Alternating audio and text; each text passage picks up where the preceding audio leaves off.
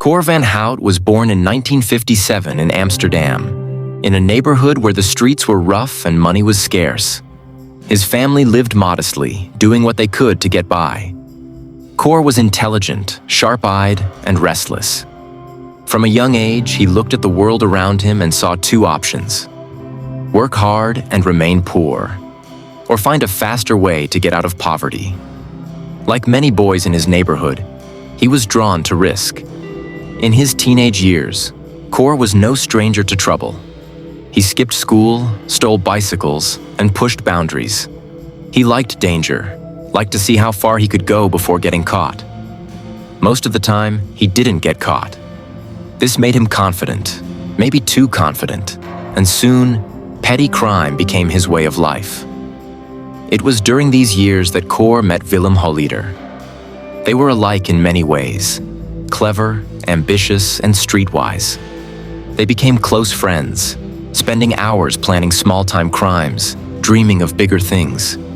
Cor was a natural leader, but Willem was equally driven, and together they made a dangerous pair. In their early 20s, they were already making money through scams and robberies.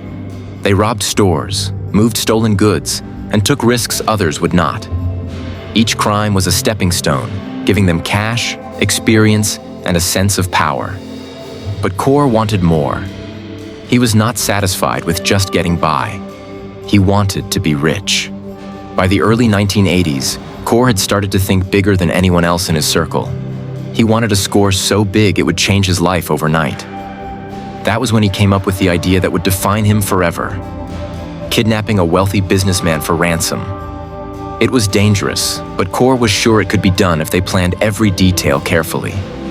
The group spent months studying their potential victims, looking for someone who was rich, important, and vulnerable.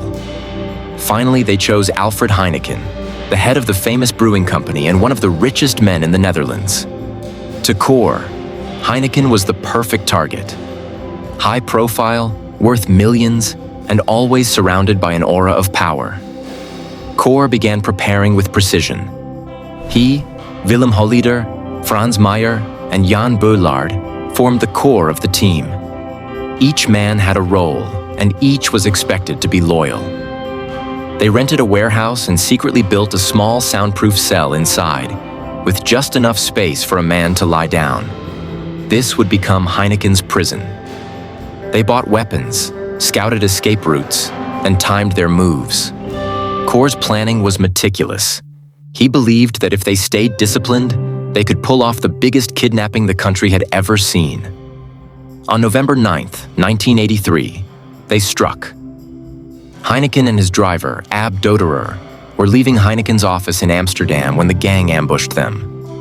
The abduction was quick, almost surgical. The men forced Heineken and Doderer into a vehicle and drove them to the hidden warehouse cell. Within hours, one of the most powerful men in the Netherlands had disappeared. News spread quickly. Amsterdam was in shock. The idea that someone like Alfred Heineken could be taken off the street sent fear through the country. The police launched one of the largest manhunts in Dutch history, searching roads, ports, and borders. For 21 days, Alfred Heineken and his driver were kept in the small cell. The conditions were grim. They were fed irregularly, kept in darkness, and given little comfort. For Heineken, the days stretched into an endless nightmare. Meanwhile, Cor and his team negotiated for ransom, demanding 35 million Dutch guilders, an enormous sum at the time, one of the largest ransoms ever requested in Europe. Despite their careful planning, the kidnappers made mistakes. They moved around too often, left traces, and the police were closing in. But for weeks, they stayed ahead of the law. Eventually, the ransom was delivered, packed in bags, but even then, the police were tracking their every move. Finally, after 3 weeks, Alfred Heineken and Ab were freed in a police raid. They were shaken, but alive. The nation celebrated, relieved that the ordeal was over. For Cor and his crew, the situation became desperate. The ransom had been collected, but the net was closing around them. Cor fled the country, hiding first in France and later in Spain. But being a fugitive was difficult. He had to stay low, trust no one, and move constantly. French police eventually caught up with him, arresting him and extraditing him back to the Netherlands to stand trial. In court, Cor was calm and defiant. He admitted to planning the kidnapping but showed no remorse. To some, he seemed fearless. To others, arrogant. He was convicted and sentenced to prison. Even behind bars, Cor maintained influence. He kept in touch with allies, issued instructions, and remained a figure in the underworld. After serving his sentence, he was released. But freedom was not what it used to be. He had enemies everywhere, and many had long memories. Cor married Sonja Holleder, the sister of his old partner Willem, which tied him even deeper to the criminal world. But the once close friendship between Cor and Willem had soured. Power struggles, money disputes, and betrayal turned them into rivals. Instead of leaving crime behind, Cor returned to the underworld. He got involved in drug trafficking, extortion, and other illegal businesses. His name was still powerful, but now it also attracted danger. By 2003, Cor van Hout was a marked man. He had made too many enemies, knew too much, and refused to back down. On January 24, 2003, he was gunned down in Amsterdam. The killers ambushed him, leaving no chance for survival. He was 45 years old. The murder shocked the city.